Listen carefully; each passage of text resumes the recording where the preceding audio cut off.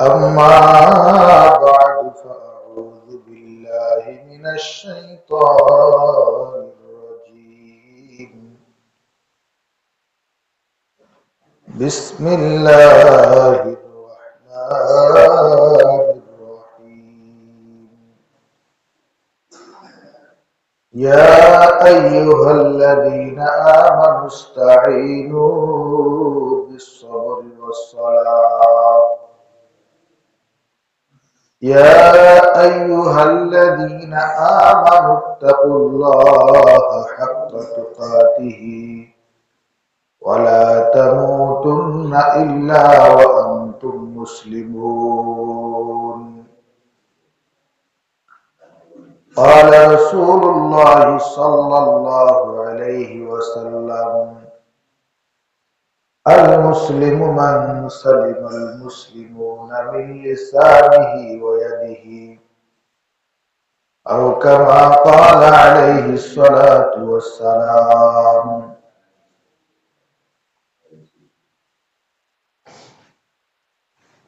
আলহামদুলিল্লাহ আল্লাহ পাক রব্বুল আলামিনের দরবারে অসংখ্য শুকরিয়া যে মহান রব্বুল আলামিন আমাদেরকে আল্লাহ তাআলার ঘরে আসার বসার জন্য তৌফিক দান করেছেন।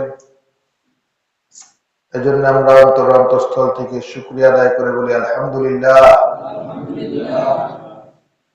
সরওয়ারে দু জাহান নবী করিমের উপর দরুদ ও সালাম পেশ করে বলি সাল্লাল্লাহু আলাইহি ওয়াসাল্লাম।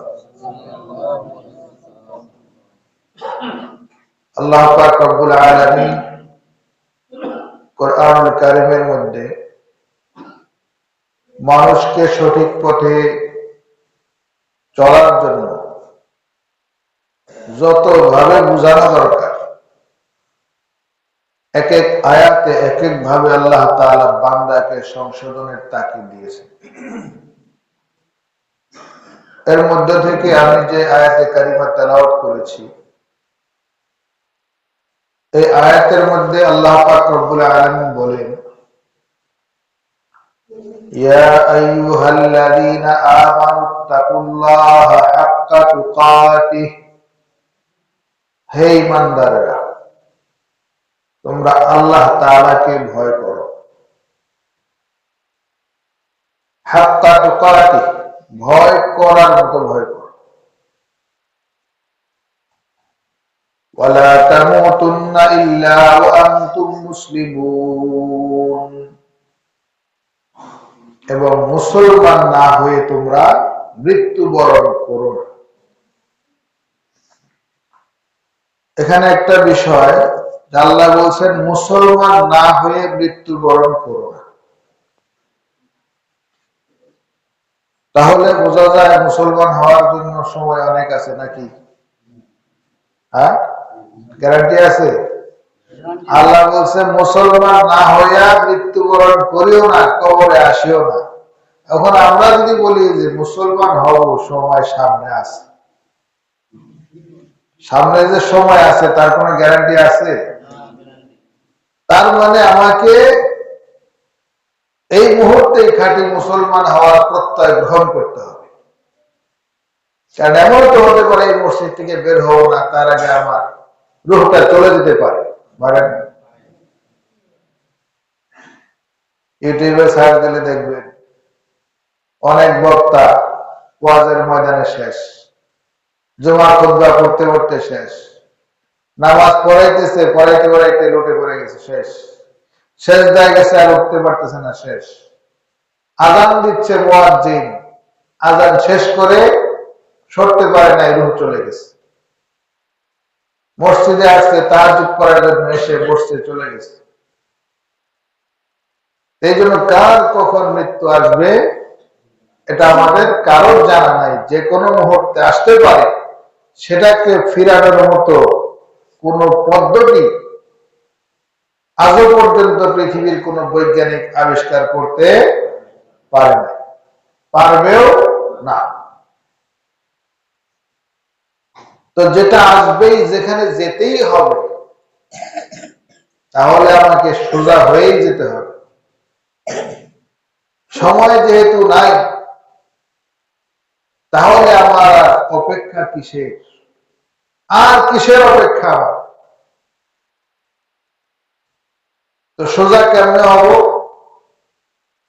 আল্লাহ পাক রব্বুল আলামিন কোরআন শরীফের মধ্যে বলে দিয়েছেন, মুসলমান না হয়ে তোমরা কবরে আসিও না।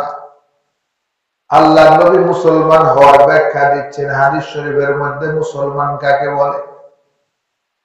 قال رسول الله صلى الله عليه وسلم المسلم من سلم المسلمون من لسانه ويده। আল্লাহর নবী বলেন, মুসলমান তো সেই ব্যক্তি, মান সালিমাল মুসলিমুনা মিন লিসানিহি ওয়া ইয়াদিহি, যার হাত এবং যার জবান দ্বারা অন্য কোন মানুষ কষ্ট না পায়। এখানে মুসলমান হওয়ার জন্য আল্লাহ নবী বলছেন, শুধুমাত্র আব্দুল্লাহ, আব্দুর রহমান, আব্দুল খালেক, আব্দুল মালিক নাম থাকলেই মুসলমান হবে না। কাজের মুসলমান হইতে হবে, নামের মুসলমান হইলে হবে না। কাজের মুসলমান হওয়ার জন্য আমার হাত এবং আমার জবান, এই দুইটা জিনিসের কন্ট্রোল আমাদেরকে নিতে হবে। মান সালিমাল মুসলিমুনা মিন লিসানিহি ওয়া ইয়াদিহি, মুসলমান তো সেই ব্যক্তি যার হাত থেকে অন্য মানুষ কোনো কষ্ট পায় না। আপনার হাত দ্বারা অন্য কোনো মানুষ কষ্ট পায় না, কাউকে হাত দ্বারা আঘাত করেন নাই, আপনার হাত দ্বারা কারো ক্ষতি করেন নাই, আপনার হাত দ্বারা কারো ক্ষতি করেন নাই, আপনার জবান দ্বারা কাউকে গালি দেন নাই, কাউকে কষ্ট দেন নাই। এই দুইটা গ্যারান্টি যদি আমি দিতে পারি, তাহলে আমি প্রকৃত মুসলমান। অনাকাঙ্ক্ষিত ভাবে যদি আমার হাত দ্বারা, আমার জবান দ্বারা কেউ কষ্ট পেয়ে থাকে, মাফ চাওয়ার দরকার আছে কিনা? আছে না? কারণ যারা হাতুস সিনানি লাহাল তিয়াম ওয়ালা ইয়ালতামু মা জারাহাল লিসানু,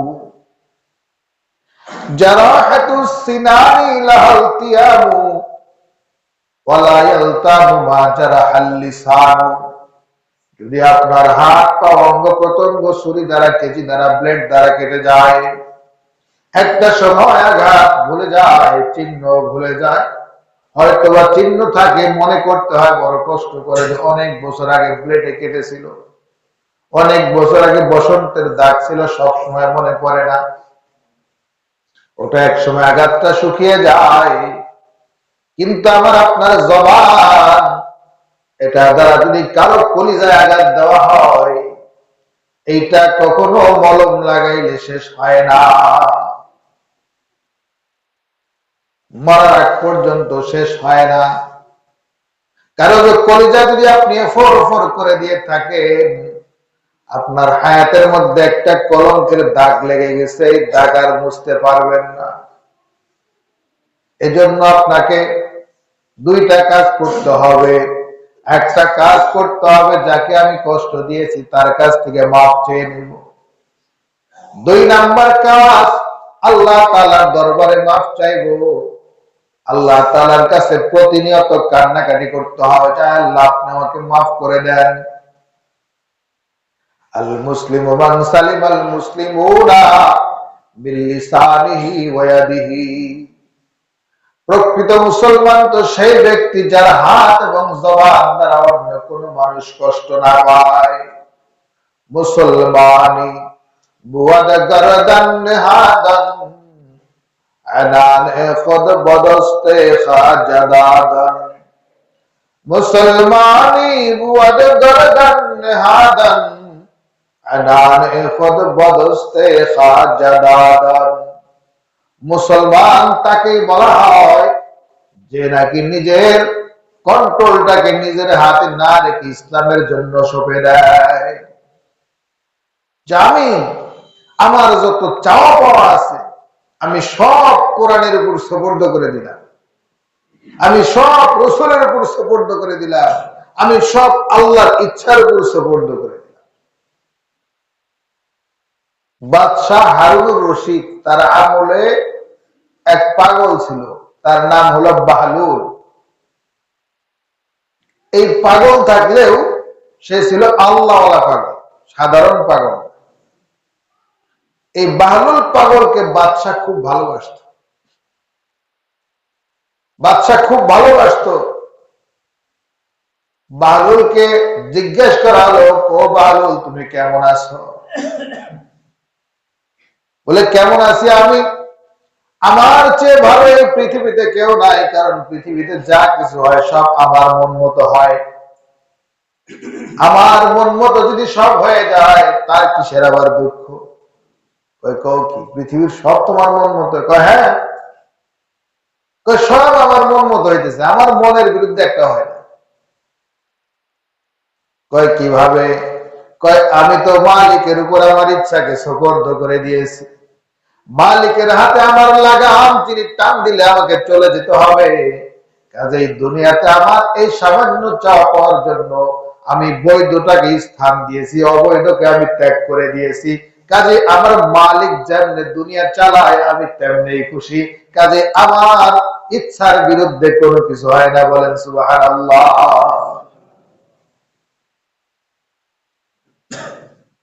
বাহলুল পাগল, সে কবরস্থানের মধ্যে গিয়ে সে ঘুমায়, কবরস্থানে গিয়ে ঘুমায়। আর বাদশাহ জিজ্ঞাসা করে, পাগল তুমি এইখানে ঘুমানোর আর জায়গা পাইল না?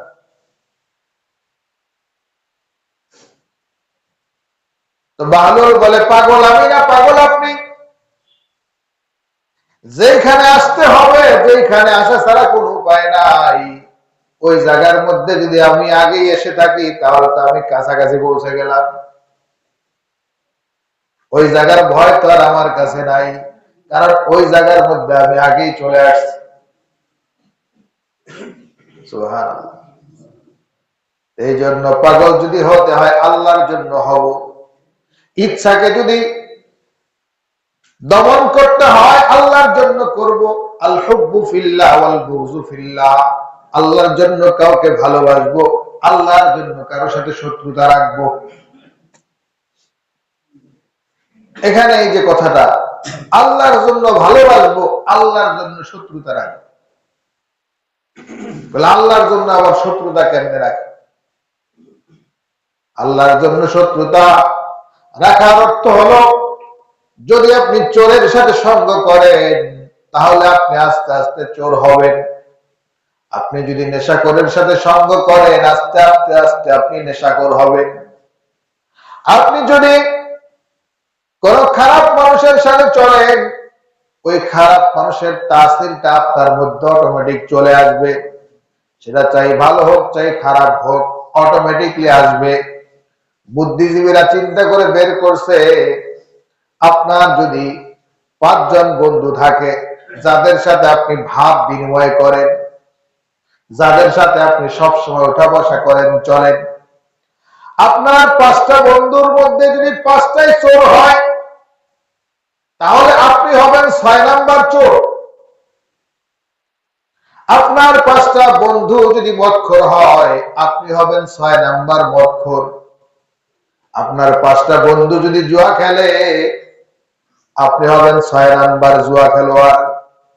আপনার 5টা বন্ধু যদি জেনা ব্যভিচারীর বদভ্যাস থাকে আপনি হবেন 6 নাম্বারের জেনা ব্যভিচারকারী। আপনি যদি 5 জন নামাজি বন্ধুর সাথে চলেন, আপনি যদি নামাজ নাও পড়েন দেখবেন অল্প কয়েকদিন পরে আপনি হবেন 6 নাম্বার নামাজি। আপনি যদি ভালো মানুষ সত্যবাদী মানুষের সাথে চলেন দেখবেন আপনার জবানটাও হবে সত্যবাদী জবানওয়ালা মানুষ। আপনি যদি 5 জন আতর ব্যবহারকারী মানুষের সাথে চলেন, 6ষ্ঠ নাম্বার আতর কিননেওয়ালা আতর ব্যবহারকারী আপনি হয়ে যাবেন। আপনার যদি 5 জন তসবিহওয়ালার সাথে সম্পর্ক হয় 6ষ্ঠ তসবিহওয়ালা আপনি হবেন। আপনি যদি 5 জন ধনী মানুষের সাথে চলেন আপনি যদি গরিবও থাকেন, ষষ্ঠ ধনী মানুষ আপনি হয়ে যাবেন। আপনি যদি 5 জন বিল্ডিং ওয়ালার সাথে সম্পর্ক রাখেন, 6 নাম্বার বিল্ডিং ওয়ালার মালিক আপনি হয়ে যাবেন। আপনি যদি 5 জন কোটিপতির সাথে চলেন, 6 নাম্বার কোটিপতি আপনি। আপনি যদি 5 জন বিলিয়ন টাকার মালিকের সাথে সখ্যতা করে তার সাথে চলেন, 6 নাম্বার বিলিয়ন ডলারের মালিক আপনি।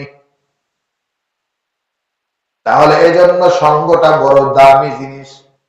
এজন্য আল্লাহ পাক রব্বুল আলামিন বলেন, ইয়া আইয়ুহাল্লাযীনা আমানুত্তাকুল্লাহ, হে ঈমানদার বান্দা বান্দীরা, তোমরা আল্লাহ তাআলাকে ভয় করো। ওয়া কুনু মা'আস সাদিকিন, এবং সত্যবাদীদের সাথে তোমার সঙ্গ করো। সত্যবাদীদের সাথে চলো, ভালো মানুষের সাথে চলো। এখন ভালো মানুষের সাথে চলো, এই মুহূর্তে যদি আপনার খারাপ বন্ধু বান্ধব থাকে, তাহলে আপনি খারাপ হয়ে যাবেন, এটা অটোমেটিক হবে না, আপনি বুঝতে পারবেন না। কাজে ওইখানে তাদের থেকে সরে আসা, আল বুগযু ফিল্লাহ, তাদেরকে ভালো বানানোর জন্য না, আপনার ভালো থাকার জন্য। তাদের থেকে দূরে থাকাই হলো আল্লাহর জন্য বিরোধিতা করা। আল বুগযু ফিল্লাহ, আল্লাহর জন্য কারো সাথে দুশমনি করা, কারণ তার সাথে সখ্যতা বেশি হলে আপনি তার মতো খারাপ হয়ে যাবেন।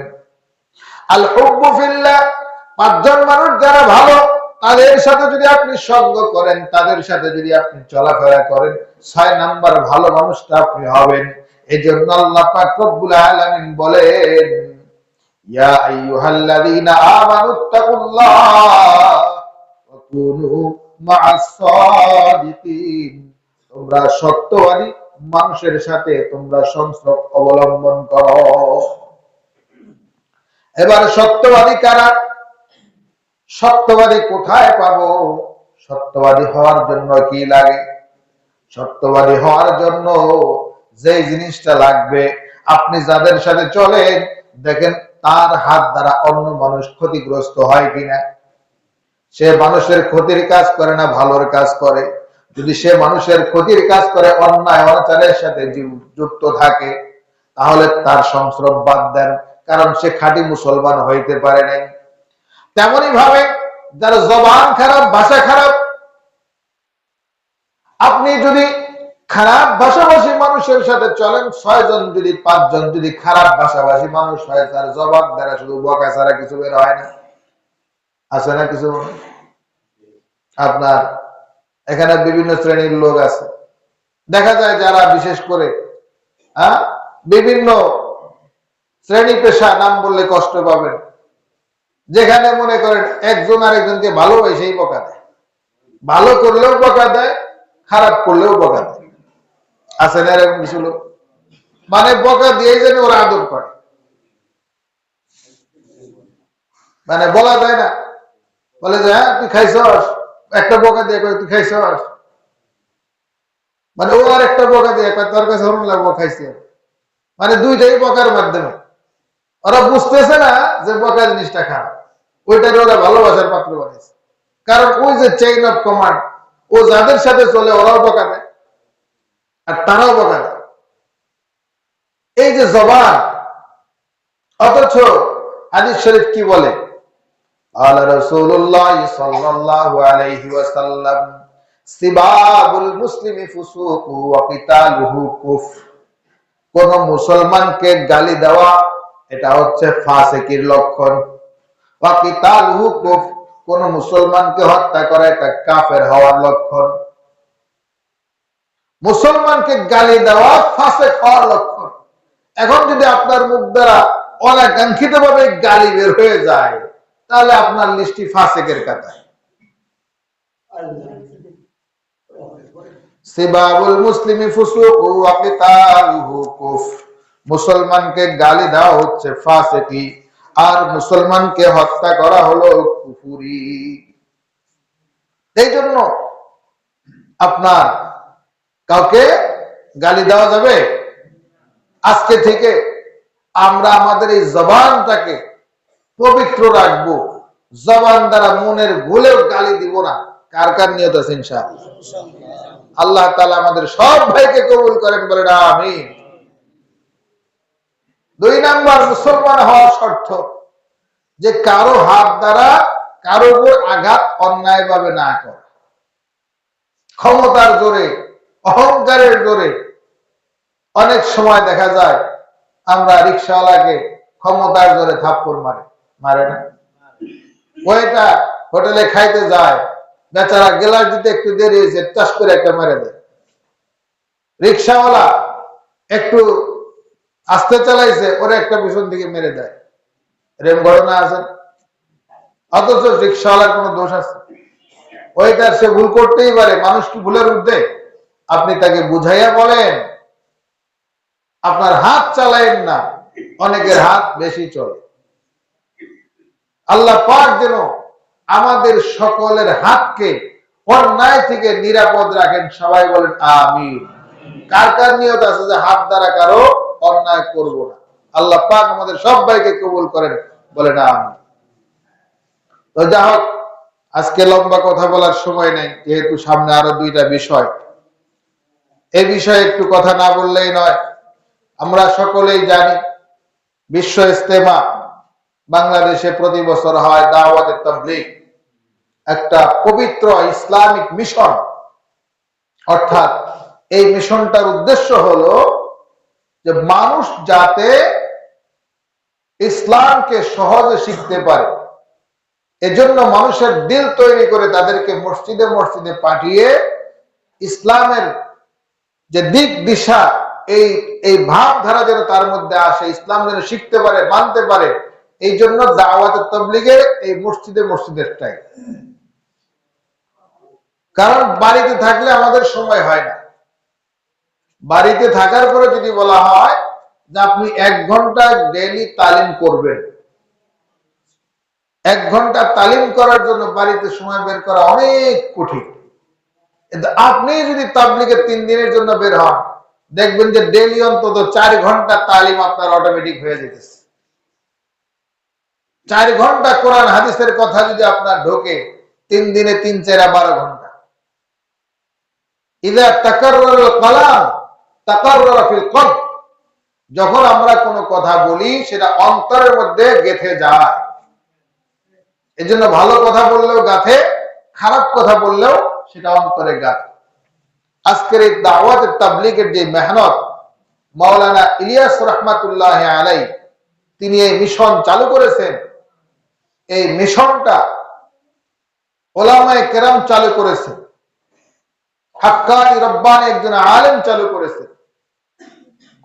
কেন? যেন সর্বসাধারণ মানুষগুলা কোরআন হাদিস বুঝে। কারণ তাদের তো আর মাদ্রাসায় যাওয়ার বয়স নেই, চলতি ফিরতি মাদ্রাসা। দাওয়াতে তাবলীগ এর অপর নাম হলো ভ্রাম্যমাণ মাদ্রাসা। আমরা ভ্রাম্যমাণ লাইব্রেরি দেখছি, ভ্রাম্যমাণ বাড়ি দেখছি, গাড়ির মধ্যে বাড়ি, নৌকার মধ্যে বাড়ি, জাহাজের মধ্যে বাড়ি। ভ্রাম্যমাণ স্কুলও আছে, নৌকা দিয়ে বিভিন্ন ঘাটে ঘাটে চরাঞ্চলে গিয়ে স্কুল বর্ষাকালে ক্লাস দেওয়া হয়। তো ভ্রাম্যমাণ একটা মাদ্রাসা হচ্ছে, এটার নাম হলো দাওয়াতে তাবলীগ। উলামায়ে কেরামের মেহনতে এই দাওয়াতে তাবলীগ আপনার শুরু হয় মেওয়াত থেকে। সেখান থেকে শুরু হওয়ার পর সারা বিশ্বের প্রচার প্রসার লাভ করে। এখানে লাভ করতে করতে দীর্ঘদিন যাবৎ হইতে হইতে এক সময় দাওয়াতে তাবলীগের যিনি আমির, পর্যায়ক্রমে যিনি পরিচালনা করতেছেন, নেতৃত্ব দিচ্ছেন, উনি মারা যান। মারা যাওয়ার পরে পরবর্তী আমির হয়, ভারপ্রাপ্ত আমির থাকে। কিন্তু ভারপ্রাপ্ত আমির যার দায়িত্ব হলো সবার পরামর্শ নিয়ে আপনি চালাবেন। তো তেমনই একজন ভারপ্রাপ্ত দায়িত্ব পান আপনার মাওলানা সাদ কান্দলভি, যেটাকে আমরা সাদ গ্রুপ বলি। উনি ভারপ্রাপ্ত হওয়ার পরে আসলে পদের নেশা মানুষকে অনেক সময় অন্ধ বানিয়ে দেয়। সে পিসাবি হোক আর যাই হোক, পদের নেশা মানুষকে অন্ধ বানিয়ে দেয় অনেক সময়। প্রেমের নেশাও মানুষকে অন্ধ বানায়। এরকম ঘটনা আছে, এক আল্লাহর ওলি, তার হাজার হাজার মুরিদ আছে, হঠাৎ করে একটা মেয়ের প্রেমে পড়ে গেছে। একজন খ্রিস্টান মেয়ে প্রেমে পড়ে যাওয়ার পরে খ্রিস্টান মেয়ে বলতেছে আমাকে পাইতে হলে তোমার গদি সব ছাড়তে হবে, সব ছেড়ে দিছে। কি করতে হবে? আমার ছাগল চড়াইতে হবে।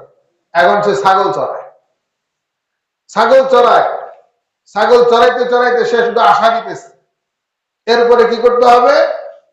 তোমাকে শুকরের গোশত খাইতে হবে। এখন এমন অন্ধ হয়ে গেছে যে সব বাদ দিয়ে এদিকে চলে গেছে। হঠাৎ করে পিসাব আর খুঁজে পায় না। পিসাব গেল কই? খুঁজতে খুঁজতে দেখে যে পিসাব এক ইয়ের মধ্যে রাখাল ছাগলের পাল চড়াইতেছে। পাল চড়াইতে সবাই বললো, আসার পরে বললো যে হুজুর হায় হায় সর্বনাশ, আপনার আলো দিয়ে আমরা আলোকিত আর আজকে আপনি অন্ধকারে পড়ে আছেন। তখন পিসাবের হুশ ফিরে আসছে আর তখন উনি তওবা তিল্লা করে আবার ফিরে আসছে। তো তেমনই ভাবে বর্তমানে মাওলানা সাদ কান্দলভি উনি ক্ষমতার নেশায়, মাতাব্বুরির নেশায় একটু ভিন্ন অন্ধকারে পাড়া দিয়েছে। এই ক্ষমতার নেশায় উনি আস্তে আস্তে দাওয়াত তাবলীগকে ওলামায়ে কেরামদের থেকে বিচ্ছিন্ন করে উনি নিজস্ব একটা মতাদর্শ, যেখানে মানে পরামর্শ দেওয়ার জন্য যিনি এককভাবে দিতে পারে না, সবার মত নিয়ে পরামর্শ দিতে হবে, এটা না করে